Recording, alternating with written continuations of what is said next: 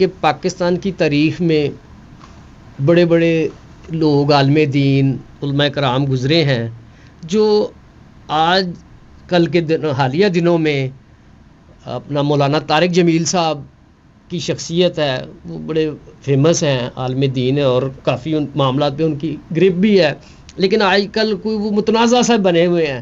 اس بارے میں ذرا ہمارے دیکھنے والوں کو گائیڈ فرمائیے گا، کیا معاملات ہیں یہ؟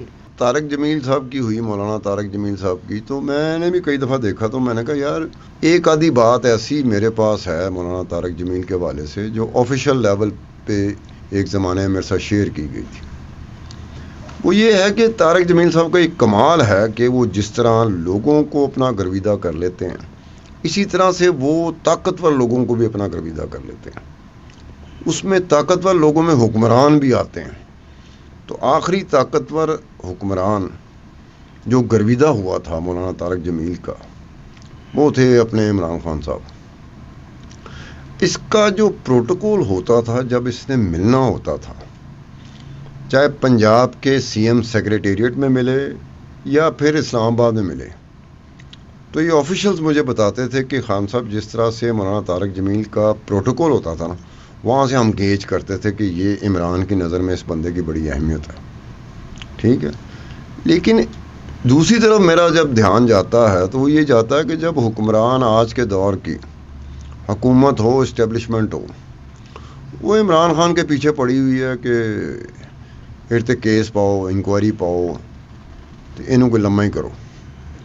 اس میں حیرانگی کی بات ہوتی ہے کہ وہ اس طرف سرکاری مشینری نہیں آئی، حکومت نہیں آئی، حالانکہ ان کی ایکسس میں چیز ہونی چاہیے کہ اس کو ایکسپلور کر سکیں. لیکن لگتا ایسے ہے جیسے کہ انہوں نے اس کو رکھا ہوا ہے یا کسی وقت کے لیے رکھا ہوگا، یا پھر یہ ہوگا کہ وہ شاید ان کی نظر ہی نہیں گئی یا ان کے علم میں یہ بات نہیں آئی.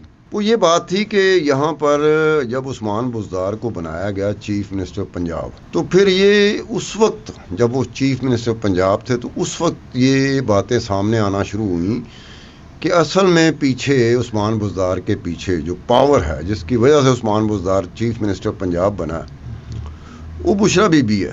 اب اس حوالے سے پھر یہ ہوا کہ جو ان کے پرنسپل سیکرٹری تھے، ان کے بارے میں یہ مشہور ہو گیا کہ یہ پرنسپل سیکرٹری ہو سکتا ہے، اور میرے خیال میں تھا بھی ایسا، کہ وہ چیف منسٹر عثمان بزدار سے زیادہ پاورفل تھا.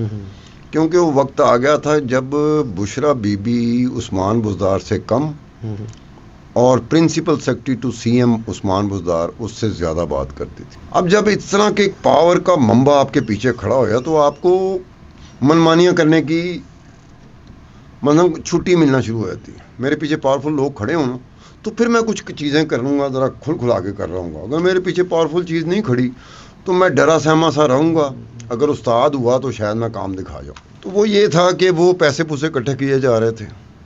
وہ سرکاری کانٹریکٹر جو ہوتے ہیں نا، جو سرکار کا کام کرتے ہیں، پنجاب حکومت کا کام کرتے ہیں، ان کا بل بن جاتا ہے.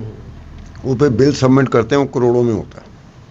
اس میں یوں عمومی طور پہ دیکھنے میں آیا کہ کئی دفعہ ڈیلے ہو جاتی پیمنٹ میں. تو جو سرکاری کانٹریکٹر ہوتا ہے نا، وہ بیچارہ کئی دفعہ ڈھونڈ رہا ہوتا ہے، آپ کو پوچھ رہا ہوتا ہے مجھے کہ یار کوئی ہے واقعیت، ذرا جلدی ہو جائے پیمنٹ، میں کافی کروڑوں روپے لا چکے ہیں تو ان پیمنٹ ہو جانی چاہیے. تو سرکار کا کام ہے، سرکار کا کام ہے، کئی دفعہ ڈیلے ہوتا ہے تو بڑا مشکل ہوتا ہے اس کو نکالنا. تو اسی طرح جو پرنسپل سیکرٹری تھے نا، انہوں نے کچھ ایسے کانٹریکٹر تھے، جو مجھے پتہ چلا تھا کہ 4 ایسے کانٹریکٹر ہیں، سرکاری ٹھیکیدار ہیں، جن کا کروڑوں کا بل تھا جو حکومت پنجاب نے دینا تھا. تو انہوں نے بھی ہاتھ پر مارا تو ان کا ہاتھ لگا کہیں جا کے مولانا طارق جمیل پہ، یا مولانا طارق جمیل کے پہلے سے جاننے والے ہوں گے. انہوں نے سفارش کی کہ مولانا آپ کے اتنے، تو ذرا ہمارا کام کروا دیں، یہ ہماری پیمنٹ رک گئی ہے. انہوں نے کہا ٹھیک ہے. مولانا صاحب نے پھر عمران خان صاحب کو اس سے کیا. عمران خان اس دن جس دن مولانا صاحب ملے تھے، عمران خان لاہور میں تھا. تو مولانا طارق جمیل نے عمران خان صاحب کو کہا کہ جناب آپ کی حکومت ہے، شریف لوگ ہیں، ان سے پیسے مانگے جا رہے ہیں. عمران خان غصہ چڑھ گیا. انہوں نے کہا مولانا طارق جمیل کے لوگوں سے پیسے مانگے جا رہے ہیں اور پنجاب حکومت مانگ رہی ہے. تو انٹرنل ایک ہوتا ہے، ایک کاؤنٹر چیک ہوتا ہے، انٹرنل ایک ایکسرسائز ہوتی ہے، وہ انفارمیشن گیدرنگ ایکسرسائز ہوتی ہے جس کا سرکاری ریکارڈ کے ساتھ کوئی تعلق نہیں ہوتا. تو جب وہ کیا نا عمران خان نے، تو پھر وہ پرنسپل سیکرٹری نکلا کہ یہ بندہ ہے جو اس چیز کے پیچھے کھڑا ہے، بل روکنے کے پیچھے. ہاں وہ ڈیمانڈ کر رہا ہوگا میرے خیال میں. اور وہ اگر مولانا طارق جمیل ان کو ٹھیکیداروں کو ریسکیو نہ کرتے تو شاید ان کو پیسے دینے پڑ جاتے، کیونکہ اپنا کام ہے نا، تو اپنا کام وہ کہتا کہ جی اتنے کروڑ دے دو تہاڈا بل. اس حساب سے تو مولانا طارق جمیل نے بڑا مثبت رول ادا کیا. لیکن دوسرا اس کا پہلو ہے، یہ اس انداز سے دیکھیں تو مولانا طارق جمیل کا یہ ایک مثبت ہے، لیکن دوسرا اس کا جو اینگل ہے جس میں آفیشلز بھی تھوڑے بہت تھے، ڈاؤٹ فل تھے. انہوں نے کہا کہ جو پیسے وہ پرنسپل سیکرٹری یا پنجاب حکومت یا عثمان بزدار کو دینے تھے، ان پیسوں کا کچھ حصہ ہو سکتا ہے، موسٹ پرابلی یہ لفظ استعمال ہوا تھا کہ موسٹ پرابلی مولانا طارق جمیل صاحب نے رکھ لیا. اب اس حوالے سے دیکھا جائے تو آپ عمران خان کے اوپر پتہ نہیں کیا کچھ ڈال رہے ہو. کئی چیزیں ایسی ہیں جس پہ میری ہنسی نکل جاتی ہے کہ یار عمران دے تو تسی اگر پانا ہے کوئی کیس انکوائری تو کوئی تگڑی پاؤ نا، تاکہ مجھے ایسا بندہ بھی کہے کہ کیس تگڑا ہے.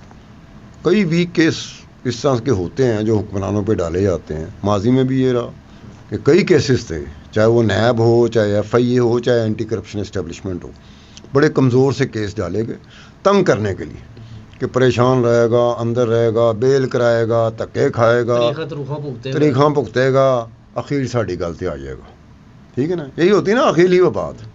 جب حکمران یا پولیٹیشین یا پاورفل بندے دیکھتے ہیں کہ جی ہون جان نہیں چھوٹ سکتی، پھر وہ کہتے ہیں چلو جی سر کیا کہتے ہیں حکم کریں، آپشن ختم ہو جاتی ہے نا. تو وہ جب کر رہے تھے تو اس چیز کو اگر ڈالا جائے ہاتھ کہ جی آپ اس دور کے بارے میں اکثر و بیشتر یہ کہتے پائے جاتے ہیں کہ جی اس دور میں عثمان بزدار تو ایک پپٹ کے طور پہ تھا، کٹ پتلی تھا، اصل حکمران وہ 3-4 کا گروپ تھا. اب 3-4 کے گروپ میں آتا کون ہے؟ یہ پرنسپل سیکرٹری بھی آتا تھا عثمان بزدار کا، بشرا بھی آتی تھی، اور ایک فرا گوگی لڑکی نکلی ہے یہاں سے جس کو حکومت ختم ہونے سے پہلے ہی عمران خان اور بشرا بی بی نے کہا اینو تے کڈو، جے اینو نہ کٹ سکے ساڈی حکومت چلی گئی تو اے کوئی اگر بک پئی تو بہت پیڑا بکے گی.